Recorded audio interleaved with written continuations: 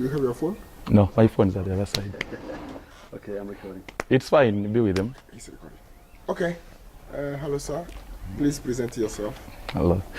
To present myself, first of all, I'm called Gando Fred, and I am the Executive Director of Support Transformation Effort Program, STEP Uganda, a local NGO operating in 3 districts. One of them is in Mbale district, where we are right now, Namayingo, and the Masindi district. And we are also an implementing partner organization, or a POO, for this project, Frontline, working directly with the Deniva. Thank you so much. So, we've been in Namabasa yesterday. Yes. What is happening there? What is happening right now in Mabasa?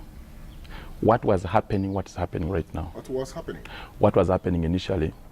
We got to know Namabasa 2 years ago, and the reason why we knew Namabasa was because of the disaster-related issues that were happening there. One of them was the hailstorms.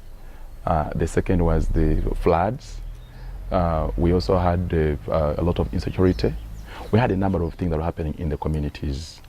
Now, at a time when the Frontline project came in through Deniva, and being part of them as active members, we were called upon to go and join them and see how we can help a few communities in responding to some of the disasters, some of these issues that are affecting the communities.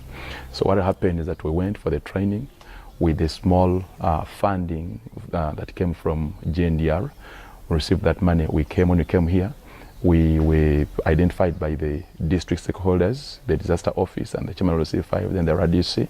We asked them where the area that needed some bit of support. So they told me in Mbale, the only place that wanted support was Namabasa. Why Namabasa? It is because even before we went there, there has been reoccurrence of the hailstorms disturbing people year in, year out, year in, year out. So when we went there with that support from GNDR, we were able to mobilize the community, of course, starting with the data collection, which we did with our team.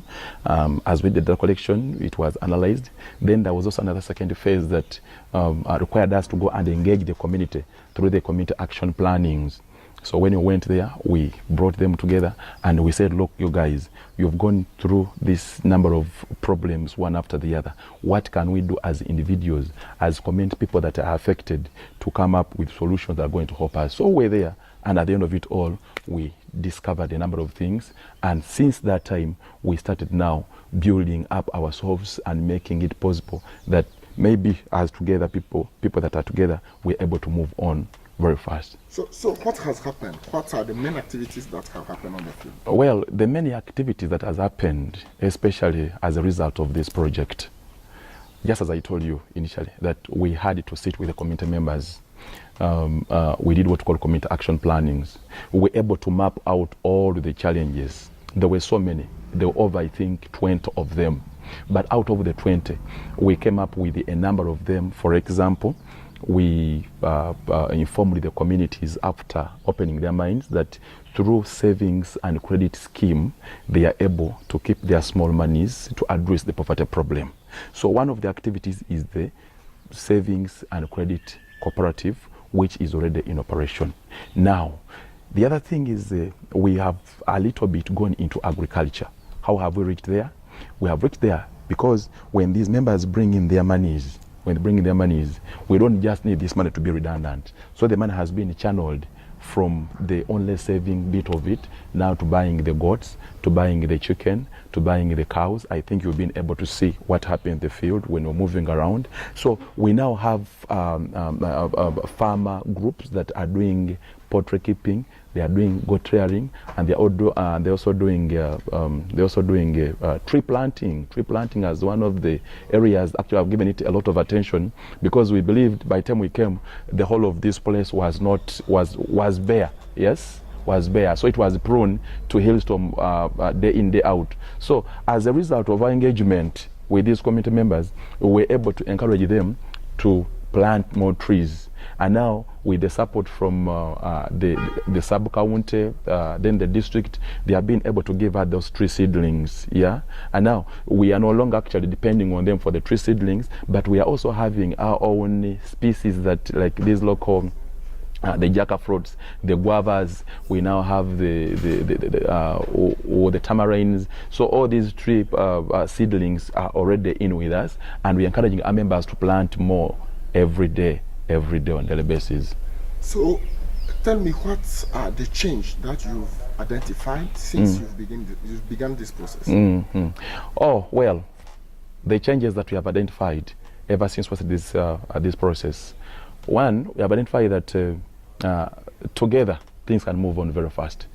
Because when we came in this community, everyone was on his own. They're working in isolation. So the first one change is that we have been able to build that kind of block, that kind of togetherness, yes? And now, as we are together, then it becomes very easy for us to keep energizing and supporting other community groups. That's one. The second thing that I've seen is that in as far as poverty levels were concerned by that time, it has gone down. Why? People that never had access to these financial small funding, small credits, they are now able to move to these circles or savings and cooperative set of ours to borrow some money. And now most of them are doing their independent businesses. Yeah, some of them, besides having these other program like the gods, like the what, they are also selling, they are selling their crops. They are selling their